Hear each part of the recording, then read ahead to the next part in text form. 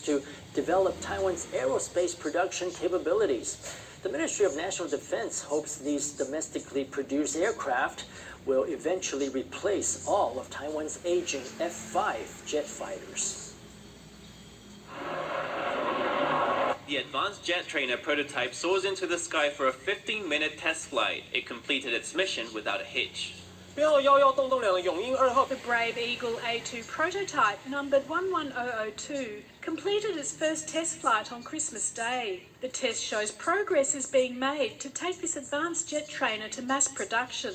The Air Force is taking steps to replace its training aircraft, especially after the recent crash of an F-5E near Taitung.